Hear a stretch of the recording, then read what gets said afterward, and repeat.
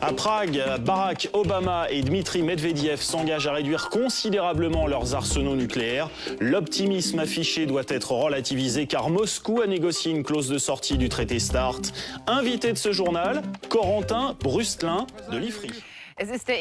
On peut dire que c'est le premier succès concret de Barack Obama en matière de politique étrangère. À Prague, le président américain a signé avec son homologue russe Dmitri Medvedev un nouvel accord START. Il prévoit une réduction des arsenaux atomiques russes et américains de 74% par rapport au traité précédent.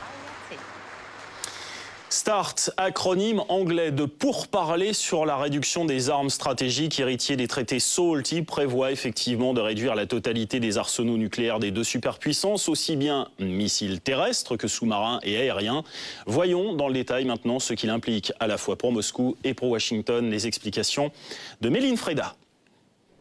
Réduire les armements nucléaires stratégiques, une idée née après des décennies de confrontation.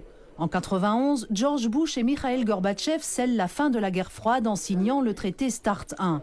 Le New START, né aujourd'hui à Prague, remplace ce texte arrivé à expiration.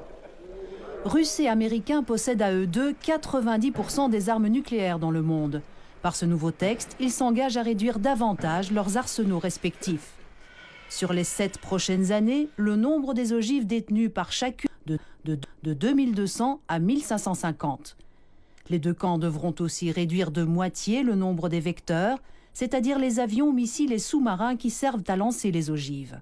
Mais pour autant, le traité de Prague n'a qu'une portée limitée. Il ne concerne qu'un tiers seulement des arsenaux nucléaires russes et américains, les armes dites stratégiques.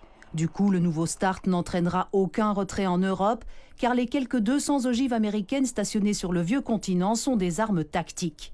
D'autre part, le traité ne dit pas un mot du bouclier antimissile que les États-Unis veulent installer en Pologne et en République tchèque, l'ancien précaré de Moscou. Inacceptable pour le Kremlin qui a négocié une clause de retrait. Si le système antimissile américain voit le jour, et s'il constitue une menace pour nos forces stratégiques, alors nous aurons le droit d'activer l'option contenue dans le traité. En clair, si les Américains limitent notre capacité offensive, nous nous retirons du traité, une épée de Damoclès qui pourrait bien faire capoter des mois de négociations. En duplex de Paris, Corentin Brustelin, chercheur à l'IFRI, l'Institut français des relations internationales. Bonsoir. Bonsoir. Barack Obama et Dmitri Medvedev sont-ils trop emphatiques quand ils qualifient la signature du traité START de, je cite, « nouvelle page dans les relations entre la Russie et les États-Unis » ? Alors, trop emphatique, je ne saurais trop le dire. Ce qui est vrai, c'est qu'il y a une demande de renouveau et un besoin de renouveau dans ces relations russo-américaines et que ce traité s'inscrit dans ce cadre-là. C'est un signe positif, c'est un succès de part et d'autre. Néanmoins, il faut garder à l'esprit que les relations russo-américaines ne se limitent pas au nucléaire stratégique. Elles pourraient se compliquer dès lors qu'on aborde d'autres sujets comme l'OTAN, avec le nouveau concept stratégique qui est en cours de préparation, comme l'Afghanistan, l'Asie centrale, toute une série de sujets qui pourraient encore une fois faire que ce renouveau se fait plus à court terme qu'à long terme, on va dire. Est-ce que l'optimisme n'est pas démesuré quand on voit que Moscou a négocié ce qu'on appelle une clause de sortie ? Alors la clause de sortie n'est pas en tant que telle anormale. Elle est en fait assez justifiée sur un plan juridique. Il faut pouvoir, pour des raisons de sécurité nationale, se retirer de traités de désarmement, et c'est aussi une façon pour eux pour les gouvernements de faire accepter ce traité, de le faire ratifier par leurs administrations. Mais ce qui est vrai, c'est que c'est un traité au résultat assez modeste et que c'est une première bataille qui est remportée pour l'instant, qui mène donc à la signature, et il reste une deuxième bataille au moins aussi importante, si ce n'est plus, qui est la ratification, qui se joue sur les scènes nationales. Il faut réussir à obtenir au Sénat la majorité des 2 tiers, au Sénat américain la majorité des 2 tiers pour faire ratifier ce traité, idem à la Douma.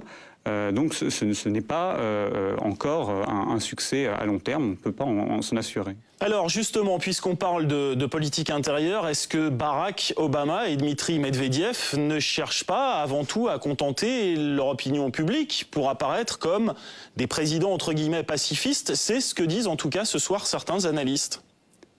Alors, ça peut jouer effectivement, cette dimension interne peut être importante, mais il faut regarder au-delà de cela. Barack Obama s'est engagé il y a 1 an à mener le monde vers un monde sans armes nucléaires. Ce traité s'inscrit clairement dans ce cadre-là, mais la prochaine échéance sur cet agenda-là, c'est le mois prochain la conférence d'examen du traité de non-prolifération, donc qui se réunira à New York tout le mois de mai. Et ce type de mouvement, de démonstration, se destine aussi à montrer au monde que les États-Unis remplissent, et les États-Unis comme la Russie, remplissent leurs engagements au titre du traité de non-prolifération, c'est-à-dire qu'ils avancent, ils progressent dans la voie du désarmement. Donc ils sont de bonne foi, et donc que l'ordre nucléaire qui est basé sur ce traité de non-prolifération est encore pertinent, est encore légitime et doit être renforcé. Merci beaucoup Corentin Brusselin, chercheur à l'IFRI, l'Institut français des relations internationales, d'avoir répondu à nos questions. Je vous en prie.